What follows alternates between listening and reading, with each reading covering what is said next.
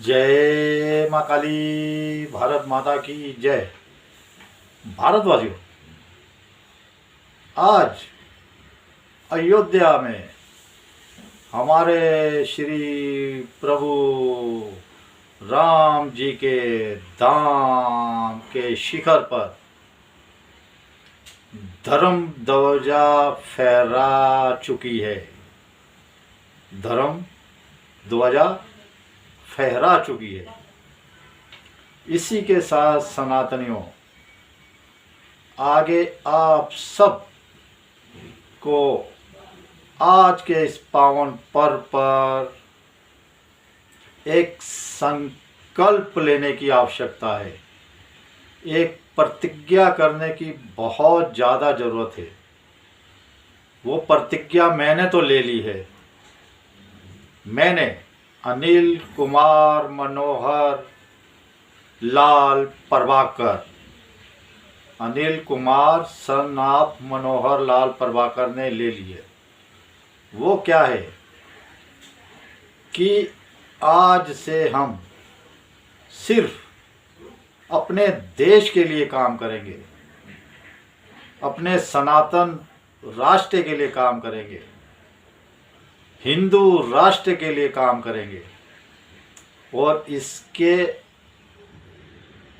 धर्म ध्वजा के फहराते ही ये संकल्प आप सब अगर ले लेंगे तो फिर वो ज़्यादा दूर नहीं है भारतवासियों, जब हमारे देश को हिंदू राष्ट्र कहा जाएगा, सनातनी राष्ट्र कहा जाएगा।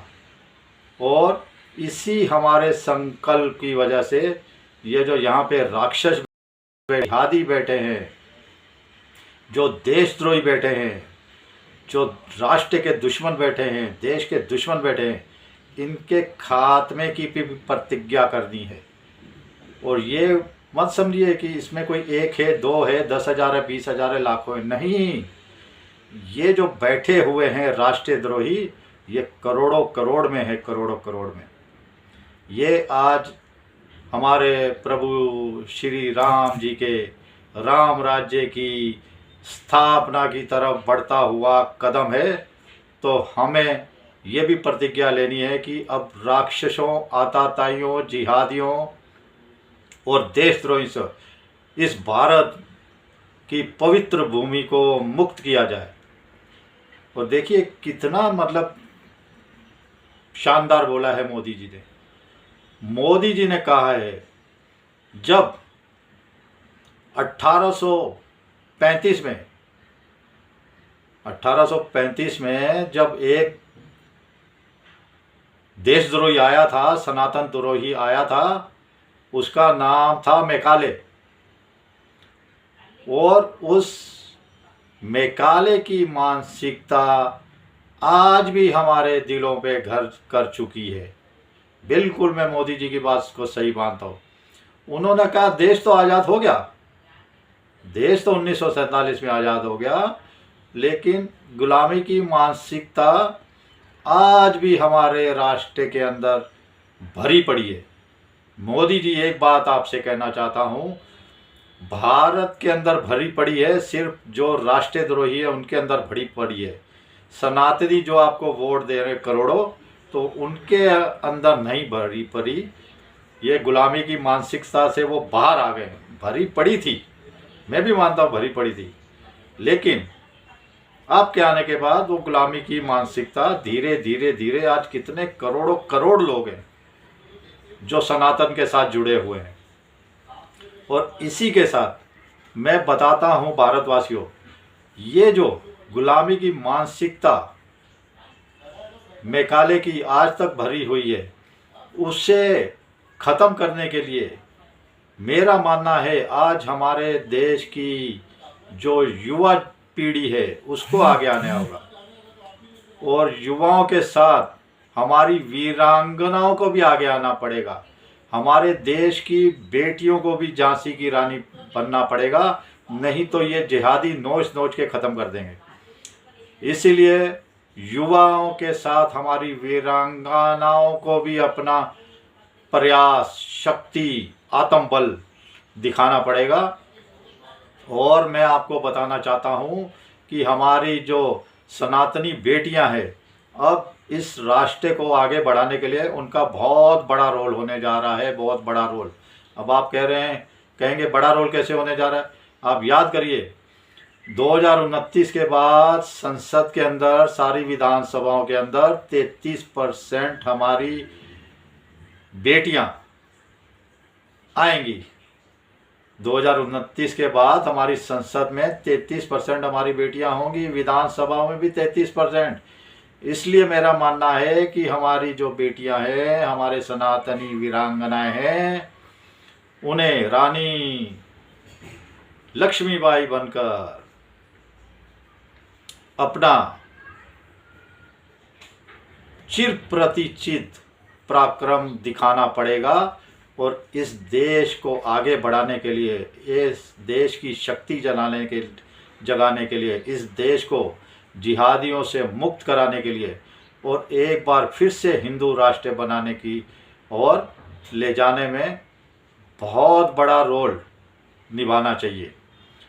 भारतवासियों, ये आज अयोध्या में श्री राम धाम के ऊपर धर्म ध्वजा जो लहराई है, इसे कोई छोटी मोटी घटना मत समझिए। ये एक नए युग की शुरुआत है, नया संचार की शुरुआत है, नए प्रयास की शुरुआत है। और इसी धर्म ध्वजा के शिखर पर लहराते ही सोचिए, आज हमारे तीनों देवता महारथी, शिव शंकर, विष्णु जी और ब्रह्मा जी विराज चुके हैं और सनातनियों के ऊपर उन्होंने आशीर्वाद बरसा दिया है कि तथास्तु। अब आगे बढ़िए, हम आपके पूरे राष्ट्र के साथ सारे सनातनियों के सिर पर अपना आशीर्वाद 24 घंटे बढ़ाते रहेंगे। और अब आगे आपको अपना पराक्रम कैसे बढ़ाना है, कैसे जागृत करना है, आप भी अपना बल, तपोबल और मनोबल, आत्मज्ञान से इस देश को, इस पावन भूमि को इतना आगे लेके जाइए, इतना आगे लेके जाइए कि हमारे भारत का ही जय जयकार हो, दुनिया भारत का ही जय जयकार। भारतवासियों, इसी छोटी सी बात के लिए मैं आप सभी को, मेरी बात सुनने के लिए, उस पर विचार करने के लिए सभी को आमंत्रित करता हूँ। और आज हमारे प्रभु श्री राम जी के धाम पर धर्म ध्वजा के लहराते ही, कि जो कि 22 फुट ऊंची है और 11 फीट चौड़ी है, उसके अंदर कोविंदार वृक्ष, जो कि हमारे राम राज्य का राज वृक्ष था। जैसे आज हमारे देश का बरगद है, हमारा राष्ट्रीय वृक्ष जो है बरगद है, वैसे ही श्री राम जी के समय में उनका कोविंदार था। अब देखिए, ये बोलते हैं इतिहास बहुत है, विज्ञान बहुत आगे बढ़ चुका है, विज्ञान बहुत आगे बढ़ चुका है। विज्ञान, अरे ये तो सोच भी नहीं पाएंगे, ये तो वहाँ तक पहुँच भी नहीं पाएंगे। हमारे वैज्ञानिक कैसे हजारों लाखों साल पहले से महान वैज्ञानिक थे। अब जैसे एक उदाहरण बताता हूँ आपको। अभी बताया जा रहा था भाई, यहाँ पे एक घोड़े और गधे का मेल करा के वो तीसरी जनरेशन खच्चर को पैदा कर दिया। तो ये सोचिए कि हमारे कोविंदार वृक्ष है, जो कोविदार, उसके बारे में भी बताया जा रहा है। मुझे नहीं पता था कि वो भी 2 वृक्षों का मेल है। सोचिए सनातनी विज्ञान कितना उच्च दर्जे का था। उसी आज से हजारों वर्षों पूर्व हमारे जो ऋषि मुनि थे, हमारे जो देवी देवता थे, हमारे जो राक्षसी प्रवृत्ति के लोग थे वो भी विमानों में घूमते थे, वो भी विमानों में घूमते थे। ऐसा इतिहास, ऐसा साइंस किसी और मजहब में आपने सुना है भारतवासियों? इसके लिए मेरा निवेदन है कि आज एक नए युग की शुरुआत हुई है।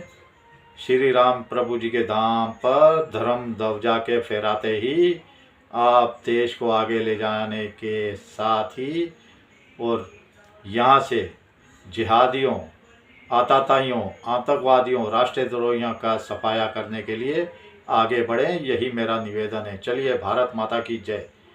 जय श्री राम, जय श्री हनुमान, वंदे मातरम, जय हिंद।